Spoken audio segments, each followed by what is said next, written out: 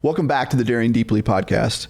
My name is David Lee, and with my wife, Paige, we help men, women, and couples all over the planet begin to identify, validate, and heal their masculine and feminine energetic wounding, i.e. trauma, and how it can be impacting your marriage. Let's dive into what is and what is not healthy masculine and feminine energy. What do you think? I love that. It's almost like we talked about it beforehand. Like this was a plan. Like this, it may be a plan. It may have been a plan. Yeah, so let's talk about that because we help individuals understand that polarity is masculine and feminine energy, which inhibits every single soul on the planet. Everyone possesses both masculine and feminine energy. I possess masculine and feminine energy. You possess masculine and feminine energy. So let's dive into how we identify healthy masculine and healthy feminine energy. What do you say? And the opposites. And the opposites. What does unhealthy masculine energy look like and sound like and feel like? And what does unhealthy feminine energy sound and feel like too? Yeah. I think that'll help bring some context to how this can be impacting the marriage. So I think it's a good place to start to identify some of the wounded masculine energies. Mm-hmm. It's important to identify, to help folks who may be very confused about what masculine energy is. And so we're going to begin by looking at the wounded aspects. I agree. Brace yourself. Take a deep breath. These lists can feel a little intrusive. Yeah. And know that you're in good company. Get your pen and paper out, folks. You're going to want to take these down. So this is our list of wounded masculine energy, behavioral symptoms that's root causes in childhood wounding. Here's the list. Forceful, dominating, overthinking, overdoing, coercive, controlling, blaming, argumentative, overgiving, being a knower, not a learner, being impulsive, vengeful, proving of self, judgmental, reactive, defensive, attached to achievement, a need to be right, fear of failure, lacking trust, overly competitive, avoidant, petty, self-absorbed, manipulative, inflexible, possessive, jealous, dismissive, and weak boundaries. I'm giggling over here because, it wasn't that long ago. I feel like I could relate to every single one of those descriptors that you just shared. Mm-hmm. And while I do notice significant healing, there are still a few of those on that list that are glaring at me. Mm-hmm. So if you're listening or watching and you're realizing that, that sounds like me or that feels like me, just take a deep breath, know that that's all right. This is a fantastic place to start, just building simple awareness here. And I would encourage you to take simple inventory of your life to ultimately see how each of these, or even just one of these, how just one of these is showing up in your life and most especially in your marriage. Yeah, it's a great point, babe. What's important, I want to make a note here, is that we are never healed. It's really important. I'm going to say it again with a pause. We're never healed. We're on the process of healing forevermore. So oftentimes people say, well, I've healed, and so I'm ready for a healthy relationship. No one healed. No one heals completely. We're on this journey. But I want to highlight one that's to help people put a little bit more context, a little bit more tactics to this. So if you feel like that you're consistently attached to achievement, for example, there's a reason for that. It's not rooted in a virtue of perfectionism. It's rooted in wounding. So attached to achievement can be traced back to an unmet need in childhood that says, I am defined by my performance. And that my performance allows me to be seen, mm-hmm. which is what I want and crave, and something that I did not experience growing up. Yeah. So exactly.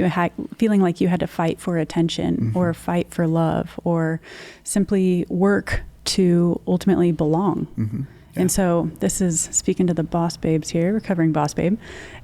This could perhaps be an underlying motive as to why you're in that attachment to achievement. Mm-hmm. It is the hustle, the grind that far often is celebrated in our culture.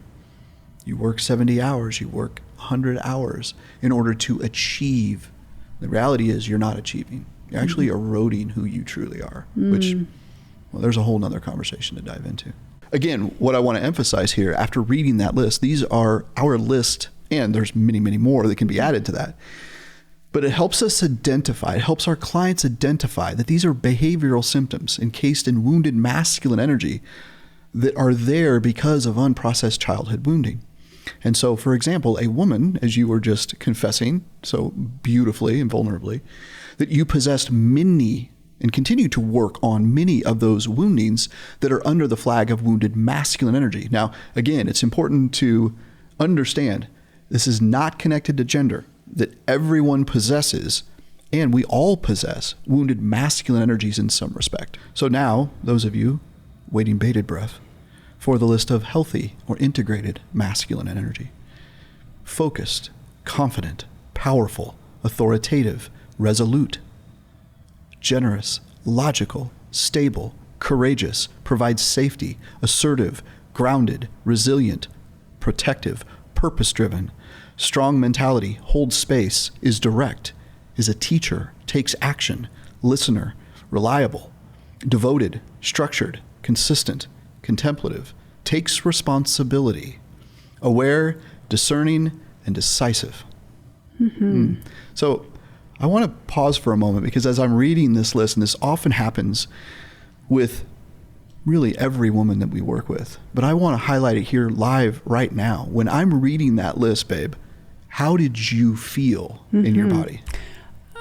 Attracted, truly. I was like, oh, that is amazing.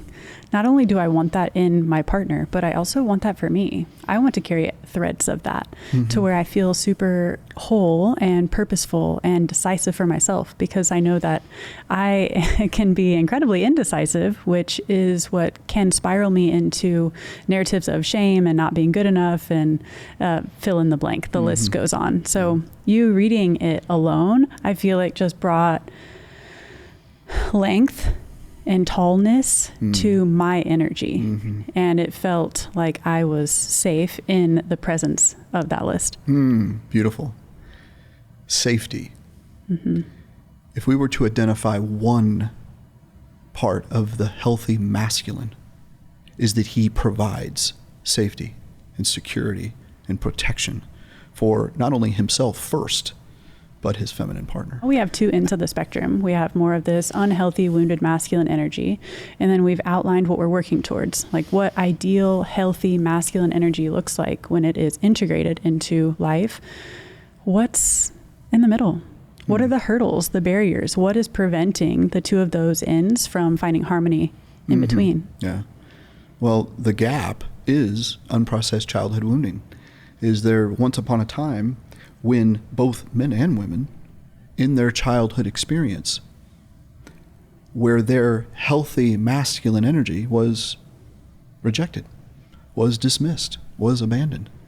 More often than not, because of a lack of healthy masculine and integrated energy in a caregiver, father, grandfather, uncle, mentor, teacher, neighbor, there is a lack, there is a void of truly understanding and integrating what healthy masculine is.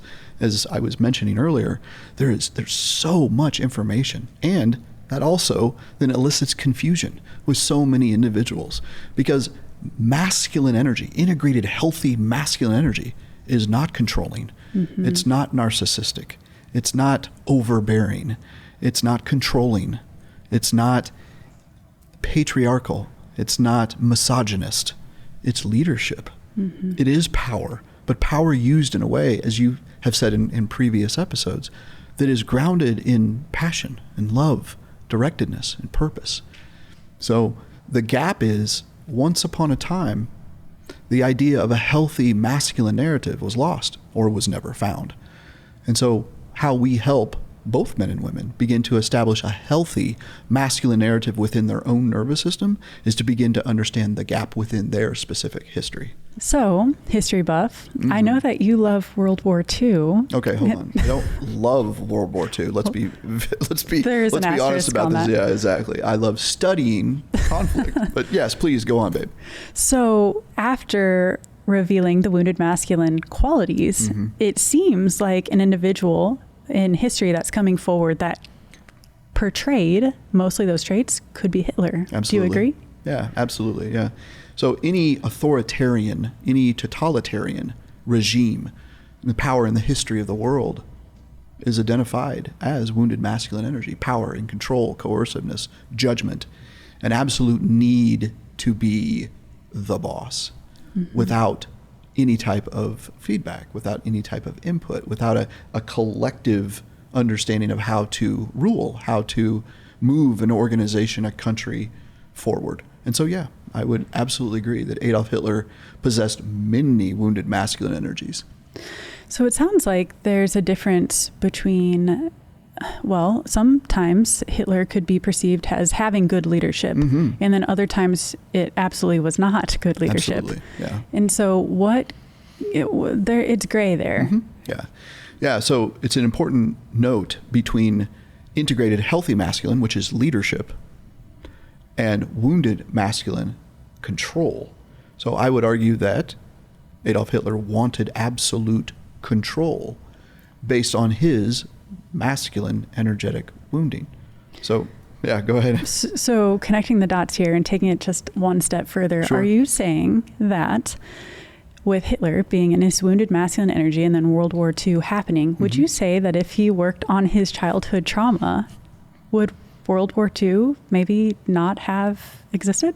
That's certainly the argument. I would agree with that. I would agree that any type of conflict, whether it's housed inside a marriage dynamic down the street, or it's an entire community, it's an entire nation, nations embattling, and those leaders that come forward in their wounded masculine energy, their aggression, absolutely.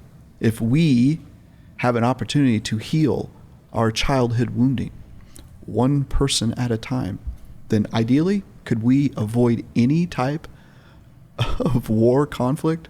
Without question. That's the world I want to live in. Me too.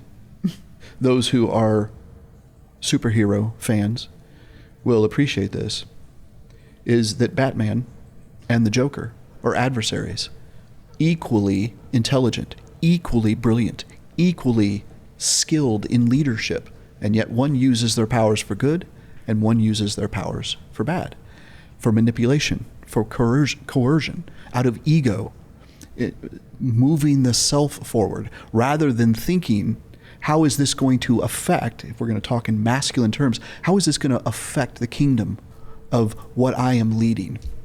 How is this moving and helping my wife move forward into her purpose? How is this developing a plan for my children to feel like that they are taken care of, and yet are then given the tools to be an interdependent soul to move forward in their own life? Yeah, that helps a lot with context. And I would love to know an example of how, men or women for that matter can be in their, leadership, their masculine energy, and them using it for good and then using it for bad. And I think a lot of that can come down to status and financial wherewithal and abundance and having as much money and assets and materialistic things. Sure.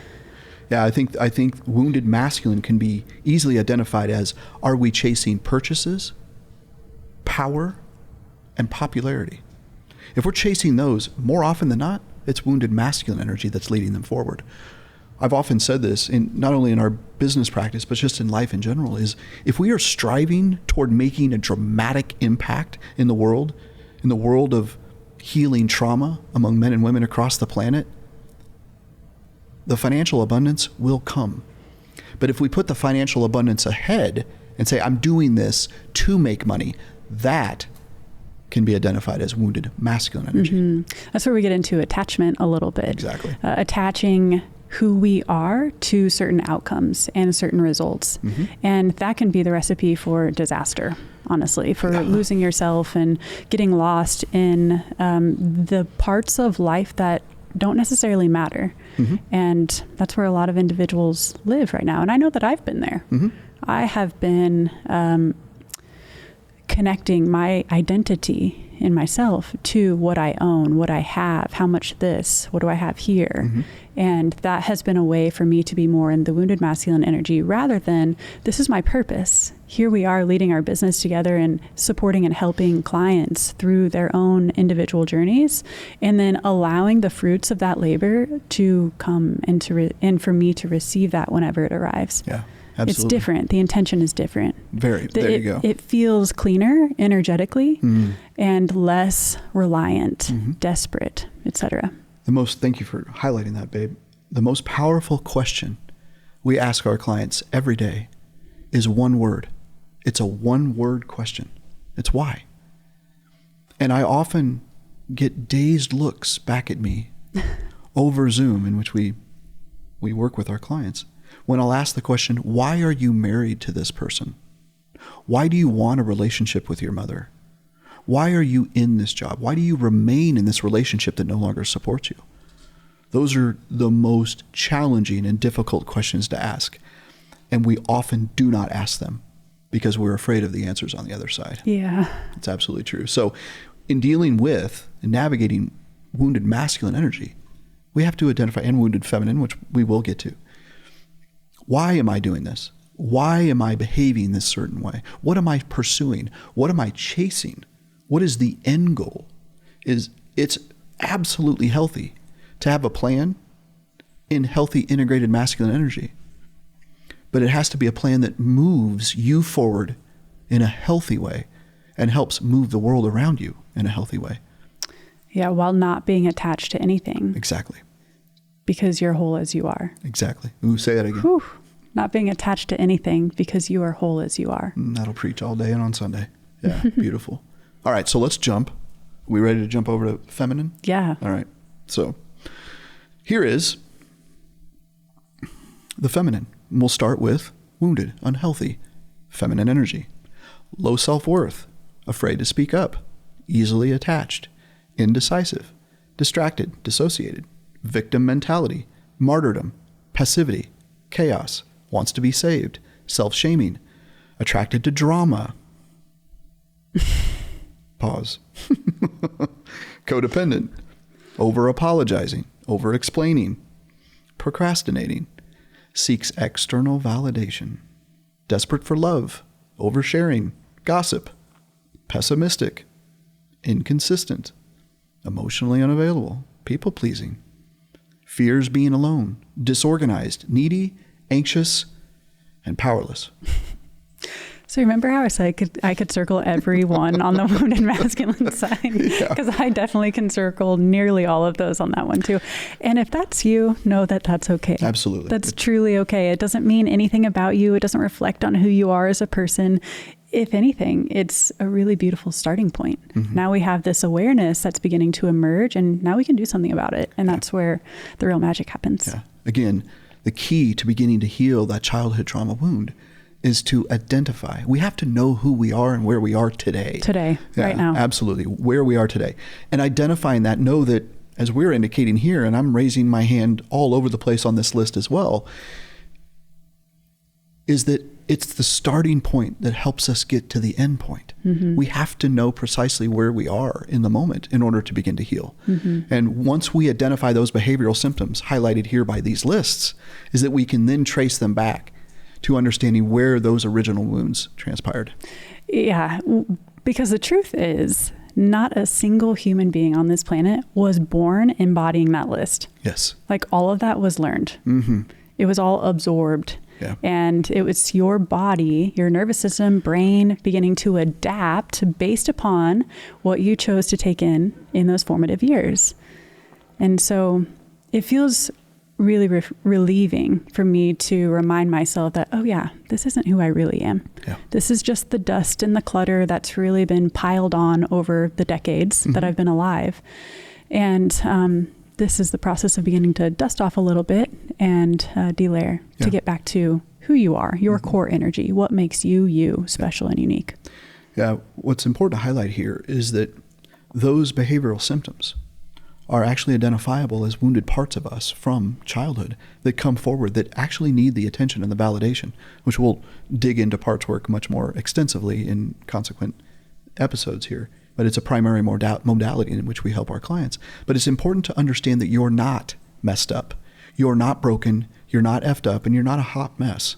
You have wounded parts of you that are not identifiable as you, that you have these wounds that do not define you. They shape you, but they do not define you. And that's really important to understand. That's what helps us get out of our self-shaming. So I know we talked about the dynamic in the modern family as an example, and the wounded feminine energy traits that you just listed off really described one of the main dads in the show, Phil. Phil is embodies much of those in many of the episodes. There are moments where his healthy masculine and healthy feminine energy comes forward, but it's the passive dad. It is the indecisive dad or husband, and you can tell that it really drives his wife absolutely crazy. Yeah. And so I would love to talk about just a brief example of what the wounded feminine energy can look like in women, now that we have an example of what it looks like in men. Yeah. Wounded feminine energy in women is this absolute need and desperation to be seen, heard, understood, loved, attached, and desperate for the love that she didn't receive necessarily in childhood. It is codependency at its greatest. Really, that's an overarching word, codependency, meaning someone else's perspective, how someone else feels, how they're navigating life is actually taking over the decisions of the individual who's in their wounded feminine energy. We often hear the term my mood, or we often understand this narrative when someone says, well, my mood is completely determined by my husband's mood. If you're happy, then I'm happy. Exactly. That's wounded feminine energy, which says that I am attached codependently, that my energy is attached to your energy. Which has been celebrated for a long time. Like, mothers and women and wives have been told and instructed to put everyone else before themselves, and that putting yourself first is selfish. And so this is where there's a bit of a rub, because now these women are continuing to overextend themselves everywhere outside of themselves. But the truth is, if she's able to feel steady and firm in who she is, in her natural core energy, feminine energy, then she's able to show up and give and be far more to these individuals that matter most to her. I often say this to moms across the planet. The greatest gift that you can give to your child is a healing you. You cannot pour from an empty cup. You cannot live, you cannot breathe, you cannot flourish in codependency where you put others ahead of yourself. And you're right, it's a common narrative that says, oh, no, we're supposed to sacrifice for others. That's unequivocally, without question, 100% wrong. It's wrong. It's wrong. It's wrong. We have to take care of ourselves. Then we can show up in the very best version of who we are in roles that are outside of us. When I'm taking care of myself, when I'm putting my wants and needs ahead of anything else, it forms inside of me a powerful masculine that then can lead you, lead the children, lead our community, lead our business in a much more profound way. Yeah. So let's talk about the healthy feminine, because let's talk about the ideal. So we've talked about the wounded end of the spectrum. What is it that we're looking for? Absolutely. So this is our list of healing, healthy feminine energy. Sensitive, receptive, creative, curious, connecting, compassionate, a learner, being. I got to highlight that. Simply being rather than doing. Expressive, intuitive, authentic, vulnerable, playful, restful. Appreciates the process. Fluid, sexy, flexible, empathetic, sharing, creates community, speaks with love, radiant, sensual, wise, patient, and flirtatious. The whole list just brought me like a full body exhale. Yeah, and I was drawn to deep attraction to that list. That's what I so appreciate and am drawn to in you. Your femininity, your essence, your being, your fluidity, your creativity, your brilliance and your beauty is what draws me to you. It's what places me in a forging energy to be powerful and masculine and protective and provisionary. And so here we have, just reading off that list, you take a deep exhale and I step forward. Interesting. That's how I felt in that moment as well. Yeah. Because as a reminder, when it comes to polarity, we have masculine and feminine energy, and they are harmonious. They are counterparts. They need one another. Mm-hmm. They are reliant on each other because they carry, as you can see, very different qualities and strengths. And if we have two masculine energies come together, we have a bit of a power struggle. We have a problem because they're both trying to compete to be the leader. Mm-hmm. And so often this is where conflict happens inside marriages. So typically, one of them will already be making the plans or leading the days or days, vacations, etc., leading anything, making decisions, and the other individual will push back because they believe that they have better decisions for mm-hmm. that particular instance. And then what happens? Well, there tends to be conflict, a bit of an explosion. Or you can have two feminine energies where now you're both a little more indecisive, a little more passive. No one's making any decisions about how to proceed and move forward. And so nothing's getting done. Mm-hmm. There is no leader. And so often that can lead to indifference, mm-hmm. another form of conflict where nothing's ever really addressed. Mm-hmm. Everything's getting swept under the rug and we're just pretending like that didn't exist. And we're just going to stay in our own little comfort spots. Yeah. It builds resentment mm-hmm. and bitterness. And so there's a passive conflict and there's an abrupt conflict. The abrupt conflict is when those two masculine energies come forward and you're going to have an external conflict. You're going to have raised voices and cursing and throwing and bringing up old conflicts. Then if you have two feminine energies, as you were describing, both recede and you mm-hmm. hold things in and say, you know what, I'm fine. I'm good. It's okay. But that resolution is never found. Mm-hmm. There's just a big separation exactly between the two of them that's creating severance in mm-hmm. the marriage. Yeah. And I want to give an example of the difference when two masculine energies come forward. And the one that comes forward, and we have so many examples from our life, but I'm going to come with this one. When I set out, we're in the car. For example, today on our way here to the podcast studio, I choose a direction in which to go. You may have an opinion about, oh, wait, we need to go this way. It'll be more efficient. It'll be quicker. You choose, though, to remain in your surrendering, soft, feminine energy and allow me to step forward to make the decision that we're going to get there. You simply by saying and trusting, which, boy, we've just unpacked a whole lot of time and energy in order to enter into that type of relationship. But where you have come from, Paige, is you now allow yourself to simply be the passenger. And what's mm-hmm. interesting now, you bring life into it by being my navigator. So you bring the tool, the life, the breath, and say, hey, you know what? I'm going to support the masculine energy, the masculine action. He's driving, you're navigating. That's the perfect example of healthy polarity. Rather than I'm going to set forth and you say, you know, you probably should go this way. Why are you going that way? Turn here, turn there, which are two masculine energies coming forward.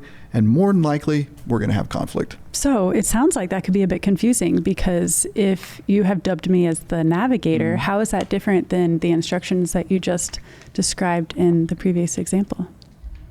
It's passive. It's inspirational. So how I navigate is I plug in where we're going mm-hmm. and I just let it go up on the navigation system. Yeah. And for the longest time when we would be in the car together and you were going the complete opposite direction of where we were supposed to go, or you were taking just the long way around. Uh-huh. Yeah. Do you hear those words? Long way around. The long way around. Yeah. It was, that's where my nitpicky and my need for control and let me correct you and let me take the lead here. Mm-hmm. That's where all of those patterns began to come forward mm-hmm. until, that is something I became aware of mm-hmm. and wanted to be less concerned about. Mm-hmm. I thought, if I really want this man to be the leader of our life, then I'm going to let him lead. Mm-hmm. And it's okay. He's not going to get it right every single time. Mm-hmm. He might take the long way around. He mm-hmm. might make a wrong turn or two or three. And I'm going to let that happen. I'm going to let that be his landscape for learning. And I'm just going to sit back and continue to build trust in him and let him make decisions that are going to take care of us. Mm-hmm. Yeah. So even in how you were describing that, right turn, wrong turn, long way around, that's still evidence of, ooh, am I still navigating what needs to be right? So there was an example of this on our way here where we couldn't identify a parking spot in order to land here.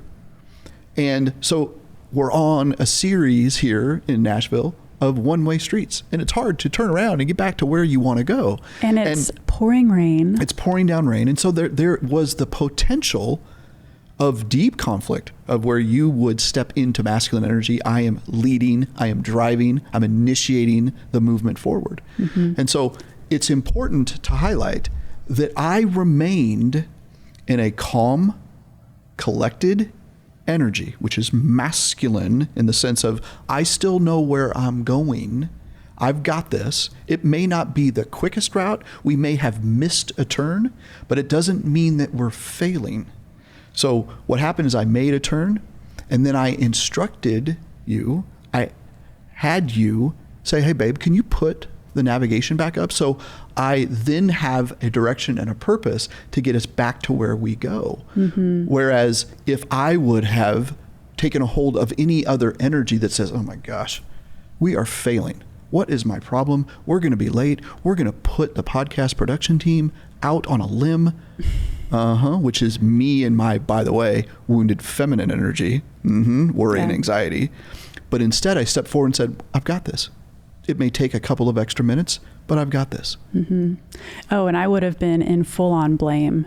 Why did you turn there? Mm-hmm. Why did you miss the spot? Why can't you find a parking spot? You did this wrong. Exactly. And that's when, the anxiety would just continue to build in my body. And really the fear of, underneath all of that is the fear of being late. And if I'm late, then I'm disrespectful. Mm-hmm. Of their time. Mm-hmm. And that's important for me to respect their time because I essentially, this is a deeper need is I want to feel like that we are good clients for them.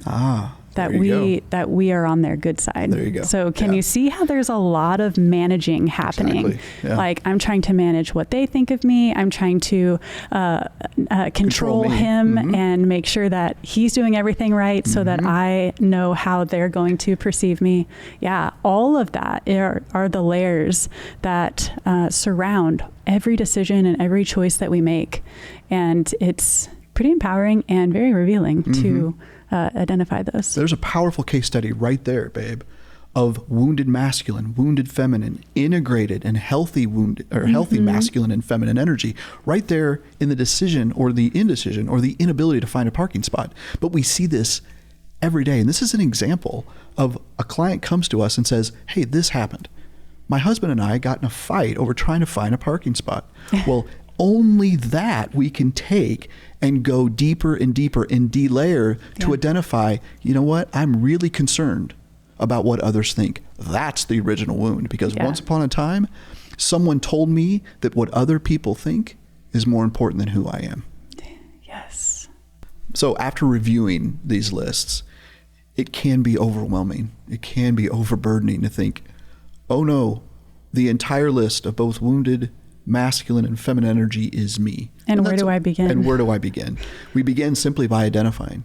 And so here is a strategy. Here's an exercise for those who are wanting to know how to begin this process is simply to identify when you feel those symptoms coming forward in your daily life. If you feel like you're overbearing and over-controlling and you want to tell your husband how to drive, that is a behavioral symptom of a wounded masculine energy. And on the other side, I'll speak to gentlemen specifically. Gentlemen, if you feel like that you are lacking the decisiveness, if you're lacking the ability to make a decision in your own life, perhaps you're fearful of confrontation and conflict, that's evidence of wounded feminine energy. And simply acknowledge it. Simply validate and say, I am understanding that this is going on right now. That's really the first step. Mm-hmm. Beautiful. If you're interested in one-on-one coaching, you can find that information in the description.